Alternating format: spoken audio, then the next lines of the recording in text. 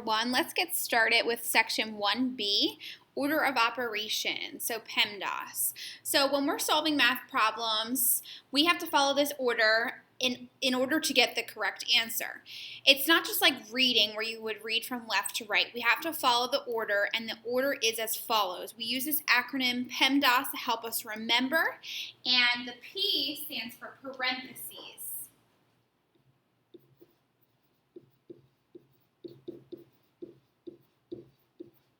That means whatever is in grouping symbols. So parentheses can be actual parentheses like this. It could be square brackets like this, or fancy brackets like this. And you might not see parentheses at all. You might see a fraction. And even though you might have a fraction with a problem in the numerator and denominator, those separate parts would be considered its own separate problem grouped together, so that would be considered parentheses as well. And then E stands for exponent.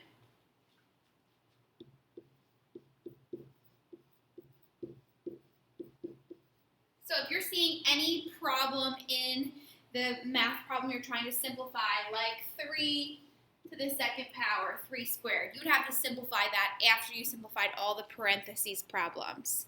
And then M stands for multiplication.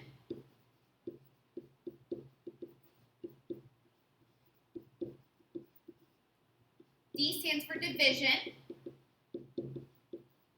And these two things can be changed up depending on what comes first. So at this point, when you have multiplication or division, you would just complete them from left to right.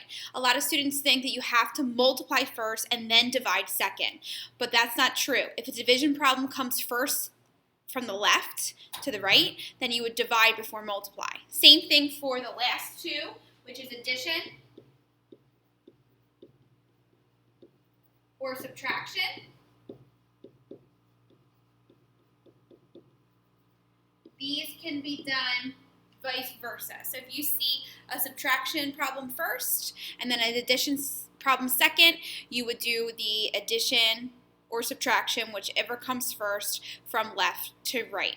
So take some time to write all of this stuff down. I'm going to erase the board.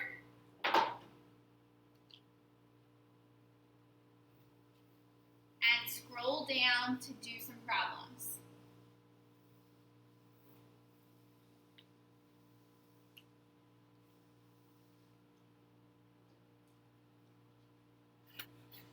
Okay, so here are some examples.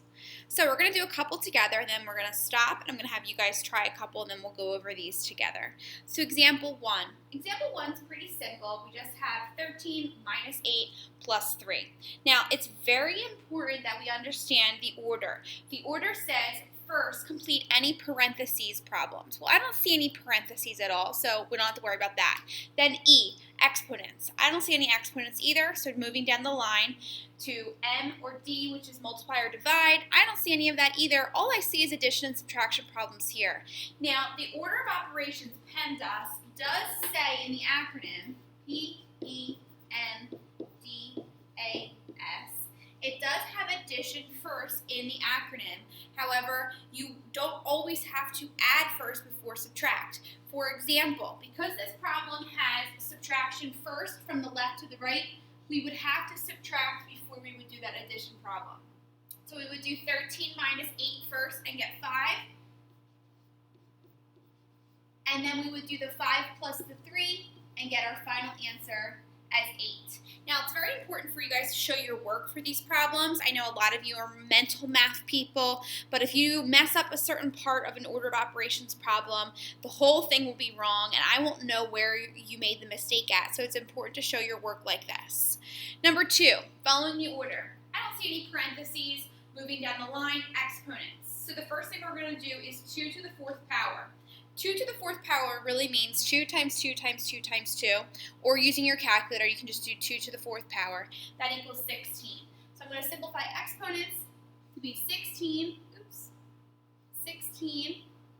times 4 minus 2 divided by 8, like that.